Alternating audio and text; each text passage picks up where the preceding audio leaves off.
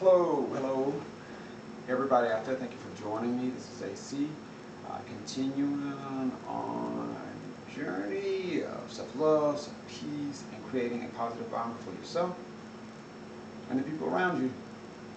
I'm still trying to collect myself after the last video. I was sitting, trying to take deep breaths in order to relax, and I was thinking to myself, okay, shake it off, shake it off. There's a problem, Actually, I can't say it's a problem, but the reality of it is, for me, I can't shake it off because I'm a black man. I'm an African American man. I can't change my skin color.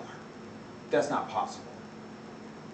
And so I have to live in this body, and I have to live with the things that are going on that I see continuously perpetuated over and over again, over and over again, to other people similar to myself. And so I wanted to continue my thoughts of George Floyd's death at the hands of law enforcement officers from the perspective of me being a black man. Because again, I mentioned in a previous video that I was harassed driving to the coast, South Carolina coast, in Darlington County, South Carolina. And what sticks in my mind most is how I felt when I left. This is supposed to be a vacation. I had worked hard, and I thought to myself, and I told the police officers before I left, I should have stayed in DC because that's where I was. And I decided to split my vacation up and do part of it in DC and the other part I wanted to spend a couple of days at the beach. And I told those police officers I left, I wish to God I had stayed in DC because my vacation would have been peaceful. But instead, my peace was taken away through somebody else's actions to feel as if they could do whatever they wanted to do, that they were above the law. And as I drove away after being harassed,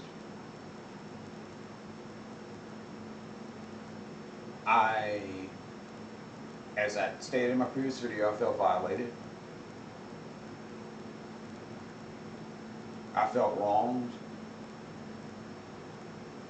I was concerned from that point on the entire week, the entire part of my vacation. I was afraid to go out. Every time I saw a police officer driving at the beach, I was thinking to myself, is it going to happen again? I really didn't do a lot on my vacation at the coast. I'm not sure I left the condo I was in. I did actually request to change rental cars.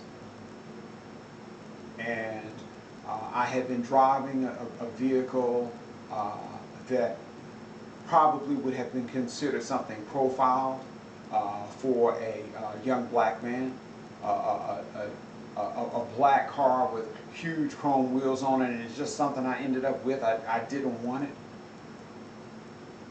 But I actually had changed rental cars before because the original rental car they gave me had bald tires on the thing, and I knew it was supposed to rain, so I was concerned about driving a long distance in the rain with bald tires.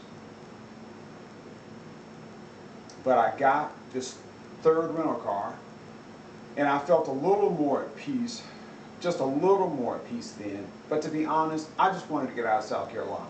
I just wanted to get out of South Carolina.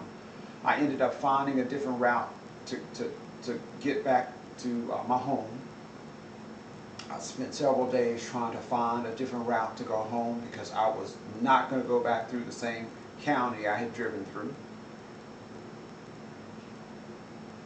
As I drove home on my last day of my vacation, there's really no way to describe the feeling that I had with just wanting to get to the North Carolina state line. Just thinking, please God, let me get to the North Carolina state line. Just please let me get to the North Carolina state line. And after I did, it was probably about a month or more before I felt at ease even leaving my house. You see, unless this type of thing happens to you, you have no clue as to what it's like. You can only imagine. But to actually be harassed by law enforcement officers when you are a person who has never broken the law, you haven't tried to create problems for other people. I studied criminal justice. Obviously, I'm not a perfect person, but I didn't do anything that warranted what I got. And so that moves me to Mr. Floyd, because obviously I thank God that things didn't go awry, and you had some crackpot in the middle of this situation decided for whatever reason, okay, he's a threat. We have to take him down and end his life. Because unfortunately, that is what happened to Mr. Floyd. And it really is a sick, twisted thing when we're living in a society that's supposed to be, we're supposed to be, I can't think of the term, we're the world leader. That's what the U.S. is thought of. But how in the hell can we be considered the world leader when we're living in a time when people are behaving like they did in the 40s, the 50s, and 60s, when Klan members would all get together and with guns and go to somebody's house and pull them out of the house? And we basically have similar events that's occurring like that today with the teenage kid who had a clan of people, one of which was a law enforcement officer, come gun-toting looking for some missing person. It's like, what the hell is going on? And again, the bad thing is, I don't have the ability to change the skin I'm in. I don't have the ability to transfer myself to a different body. I don't. It's not possible. I have to live with the skin and the body that I have, the skin color that I have.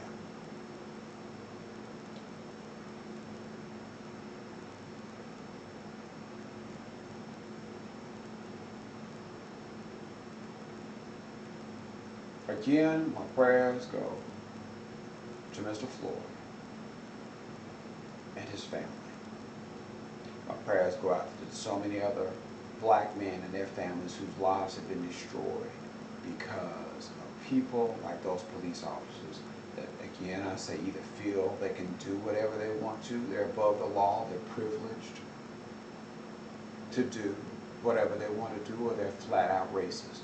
One, either or both.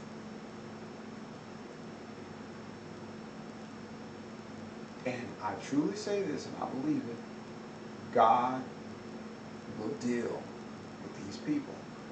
They will be dealt with. But in the meantime,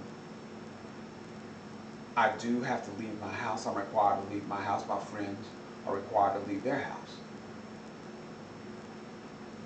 And it's a shame that we live in a time that I, as a person who hasn't broken the law, has to be more damn concerned with going out and driving down a road, going about my business, and say today that the concept driving while black, because people have gotten out of control. But again, I say to everybody out there, that's why voting becomes important. Because when the person at the top thinks it is perfectly fine and all well to continuously perpetuate inappropriate behavior and racist-like acts, it trickles down to everybody else. And as we see, I can never imagine 15 years ago a bunch of white folks toting guns would go to someone's house and want to try to pull them out of the house and try to go into somebody's home. Think about that. Vote, people. You better vote. You better do everything that you can to vote. Get everybody that you know. Get your neighborhoods, your communities. You better vote. Because our lives are dependent upon it in so many different ways.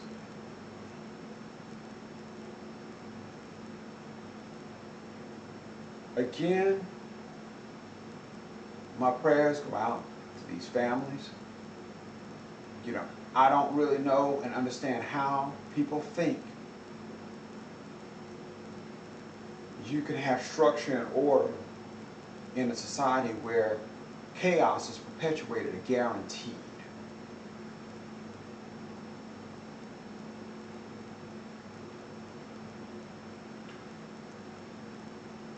Please subscribe to my channel.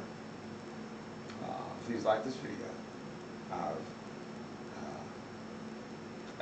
This has been a bit much, I'm going to end this video. I pray that everybody out there who's viewed the video has had a wonderful and blessed weekend. Stay safe. You are blessed. You are loved. In spite of what these people who do try to convince us otherwise. Again, I say it's a spiritual battle. It is a spiritual battle between good and evil. People, you better wake up. Be blessed.